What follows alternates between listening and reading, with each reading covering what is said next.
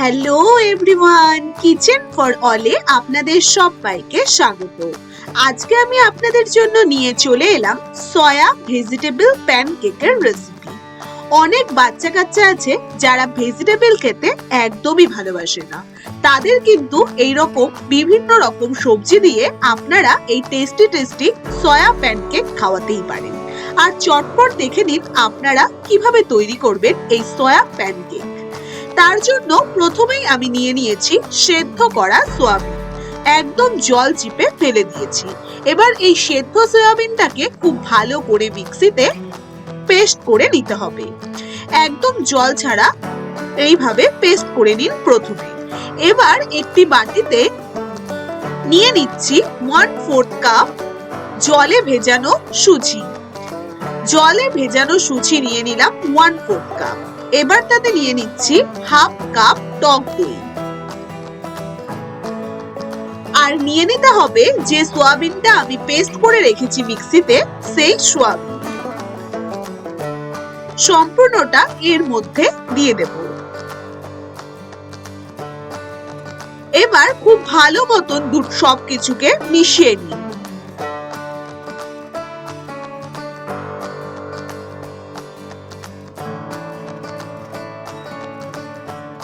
খুব ভালোভাবে সবকিছুকে মিশিয়ে রাখুন। ব্যাস এইভাবে সবকিছুকে মিশিয়ে রেখে 10 মিনিট মতন ঢাকা দিয়ে রাখুন। এবার 10 মিনিটের মধ্যে আমি একটি বাটিতে নিয়ে নিচ্ছি একদম কুচি করে কাটা পেঁয়াজ কুচি, গ্রেটেড গাজর, নিয়ে নিচ্ছি ক্যাপসিকাম, একদম ছোট ছোট ঝিরিঝিরি করে কাটা ক্যাপসিকাম, নিয়ে নিচ্ছি কুচনো লঙ্কা কুচি, আর নিয়ে নিতে হবে বেশ কিছুটা ধনেপাতা কুচি। এবার সব সবজিগুলোকে খুব ভালো করে একটু মিশিয়ে রাখুন। সবজিগুলোর মধ্যে নুন দেব না, শুধু সবজিগুলোকে খুব ভালো করে মিশিয়ে রাখবো। নুন দিলে সবজি থেকে জল কেটে যাবে, তাই খুব ভালো করে সবজিগুলো একটু হালকা মিশিয়ে রাখুন। এবার 10 মিনিট বাদে সেই মিশ্রণটি সুজি আর দই দিয়ে সোয়াবিন দিয়ে যে মিশিয়ে রেখেছিলাম, সেই মিশ্রণটির মধ্যে নিয়ে নিন 1/2 চামচ নুন আর 1 চামচ আদা রসুন বাটা। তাতে নিয়ে নিচ্ছি 1/2 কাপ মতন জল। একদম ভীষণ পাতলা হবে না, আবার ভীষণ ঘনও হবে না। এবার খুব ভালো করে মিশিয়ে নিন সবটাকে।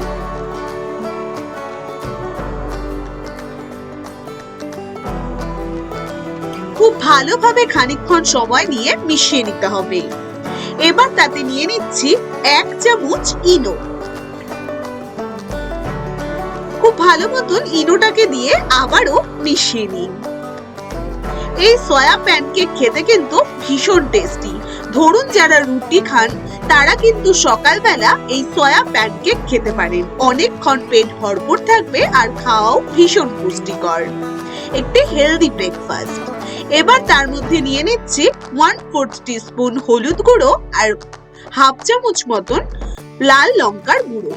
এবার খুব ভালো মতন একটু নাড়াচাড়া করে মিশিয়ে নিন।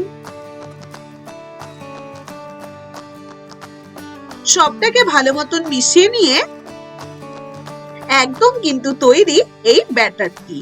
এবার ফ্রাই প্যানে দিয়ে দিচ্ছি সামান্য 2 চামচ মতন সাদা তেল। খুব ভালো মতন ফ্রাই প্যানটা গরম করে তেলটাকে একটু ব্রাশ করে নিতে হবে। তেলটা একটু ব্রাশ করে নিয়ে এবার তাতে 2 হাতা ভরে ভরে দিয়ে দিলাম সেই ব্যাটারটি।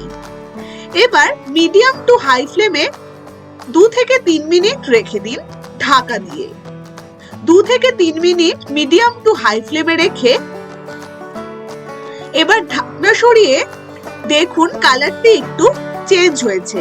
এবার আস্তে আস্তে ভেতর থেকে যেন ভেঙে না যায়, এবার আস্তে আস্তে আরেকটি সাইড উল্টে দিন। ব্যাস, উল্টো দিকের কালারটি দেখুন ভীষণ সুন্দর এসেছে। এবার মিডিয়াম টু লো ফ্লেমে রেখে ওপর দিয়ে আস্তে আস্তে কুচনো সবজিগুলো যে আমি মিশিয়ে রেখেছি সব সবজিগুলো ওপর দিয়ে দিয়ে দেব। বেশ একটা মোটা করে সবজির একটা লেয়ার দিয়ে দিলাম। এবার ওপর দিয়ে দিয়ে দিচ্ছি চাট মশলার গুঁড়ো, ভালো মতন ছড়িয়ে আর দিয়ে দিচ্ছি গোলমরিচ গুঁড়ো ওপর দিয়ে ছড়িয়ে, তাতে দিয়ে দিচ্ছি চিলি ফ্লেক্স, হাফ চামচ কি 1/4 টিস্পুন চিলি ফ্লেক্স ওপর দিয়ে ছড়িয়ে দিলাম। এবার ভীষণ আস্তে আস্তে আরেকটি সাইড যখন একটু হয়ে যাবে, একটু নরম, একদম নরম অবস্থায় উল্টাবো না, একটু যখন দেখবেন যে হাতার পিঠটা দিয়ে উল্টানো যাচ্ছে, তখন আরেকটি সাইড উল্টে দিতে হবে। এইভাবে আরেকটি সাইডও রেখে দিন 3 থেকে 4 মিনিট। 3-4 মিনিট বাদে আরেকটি সাইড উল্টে দেখুন সবজিগুলো বেশ সুন্দর একটা কালার হয়েছে। এবার আরো 1-2 মিনিট রেখে আস্তে আস্তে অন্য একটি প্লেটে তুলে নিন। তাহলে আর দেরি কেন, যাদের হাতে স্কুলের টিফিন বানানো বা অফিসের টিফিন বানানোর জন্য হাতে একদম সময় থাকে না, তারা কিন্তু এইভাবে সয়া প্যানকেক বানাতেই পারেন। রেসিপিটি অবশ্যই আপনারা বাড়িতে ট্রাই করে আমাকে জানাতে ভুলবেন না রেসিপিটি আপনাদের কেমন লেগেছে।